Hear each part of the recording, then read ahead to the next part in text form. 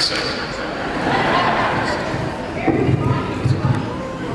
You brought me bunnies? Chocolate bunnies?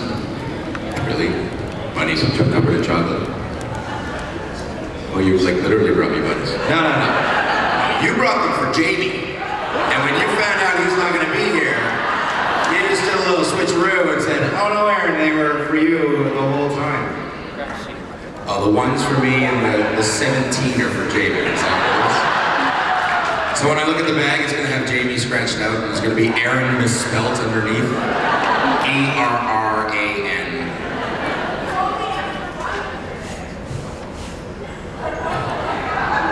One bunny is more than enough. Have you seen yourselves?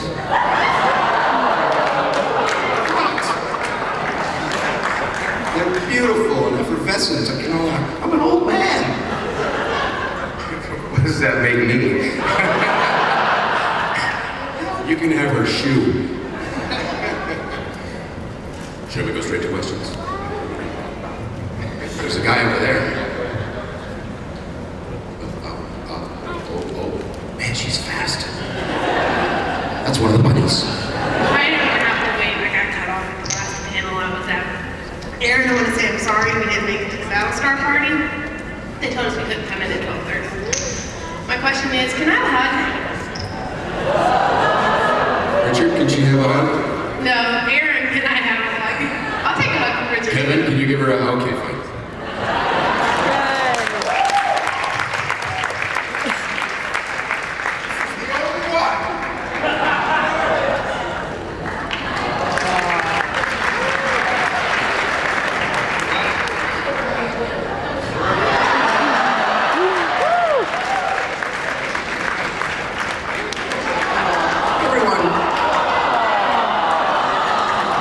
Turn to the person beside you and give them a hug. And they say women like smart guys. You had one last night, you're fine. One? Are you kidding? Explain that one, would you, Kevin? Show me how the ship works, Mr. Fraser.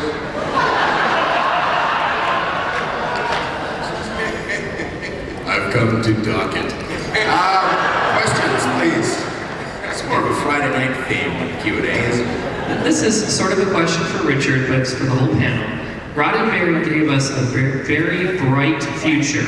Everything was shiny on Star Trek and on the first Battlestar, but with Firefly and the new Battlestar, we see a darker, grittier, more corrupt future. I was wondering what your take was on that transition, and if there's still room in science fiction for the shiny, clean Star Trek future, or if we're better off with this darker one.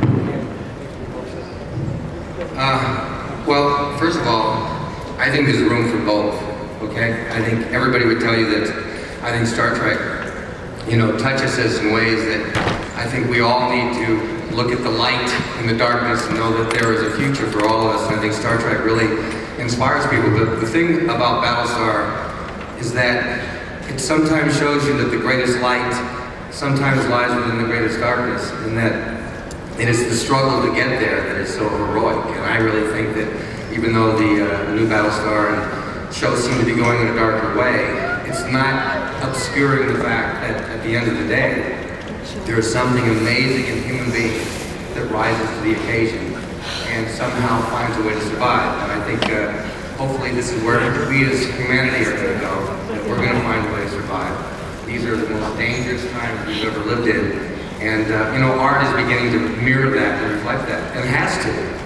Because we all need, as Jamie said yesterday, we need to wake up. It's not just business as usual. If we do that, we're not going to be here much longer. And I'm sure if there's other civilizations out there in the universe, I wonder how many of them got past this point. We have far too powerful technology, and as human beings, I don't necessarily think we have grown up that much to be able to handle that kind of power. So I thank people like Ron Moore who have the courage to go out there and tell it like it is.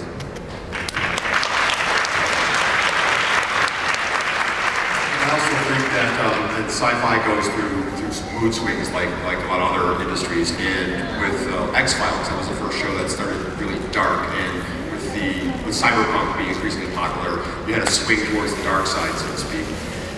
Now you've got a lot of shows that are really dark, and eventually you might see people getting kind of tired of being depressed and depressed every time they watch TV. Personally, I like the depressing thing. I love Galactica. I love the dark show. I love X-Files. But some people like light entertainment, and you see things like Eureka now starting to get very popular. And that's because it's a lighter, happier show, and it's escapism. So I think there's a pendulum. So you might see more lighter, happier shows because dark is now the name of the game. So there's an opening of a market for lighter shows. So like Richard said, there's room for both, and I think it's going to see kind of a pendulum. So you can go one direction and come back, and so I think we're going to see more lighter shows cropping up. My 2 cents. There's just always a pretty good applause when we finish. Because no one really knows if you're ever finished. Ooh, that hurts. Oh yeah, Mr. No. This is a question for all of you. You get asked a lot of questions at this. So if you could ask a question of each other, what would it be? Are you straight? Are you interested?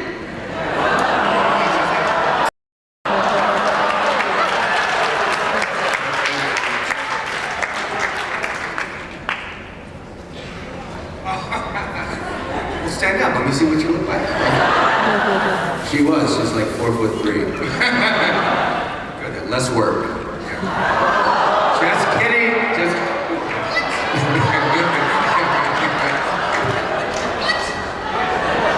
It's early, it's very early. How does height have to do with any amount of work? You're measuring her by the number of kisses, and she has smaller square footage on her body. That's exactly what I was trying to say.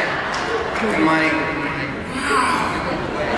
You know what? You should just move to the Shire, and then you'll always be happy. Because you never really have to do any work.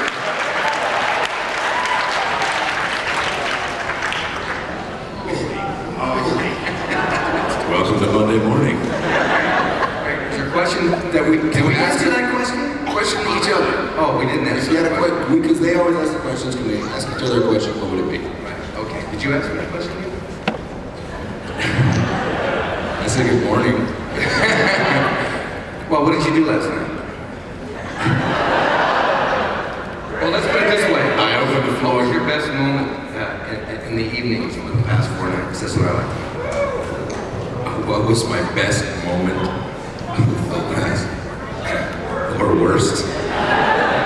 Spending time with Polly.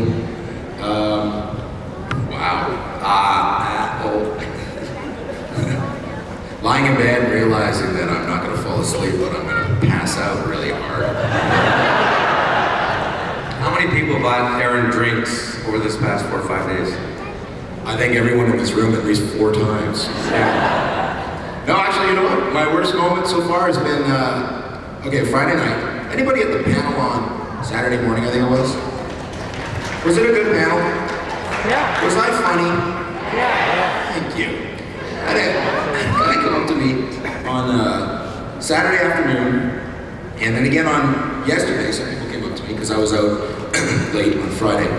And apparently someone from DragonCon went and gave this guy who like runs a bunch of stuff here a whole lot of crap because he kept me out late. And they said that Aaron didn't show up for his panel. And then when he did, he was really late and he was useless. He just sat there and everybody made fun of him because he was hungover and he was terrible. And then he went and he signed and he just sat there and he wouldn't talk to the fans. He just sat and signed and he was grumpy all day and he was just a jerk. Well, why do you do that, Aaron? The question is why? So that's my worst moment of the con so far, is being told that the panel, which I thought was pretty good, over in the living room. And I said some really nice things about DragonCon, and I retract them all. No, I'm kidding. It's an absolutely fantastic convention. I want to know who that person was, but other than that, this has been a wonderful experience like it was last year. I'll never come again, but it's been a wonderful experience. I hope to be back with more. How many BattleStar girls.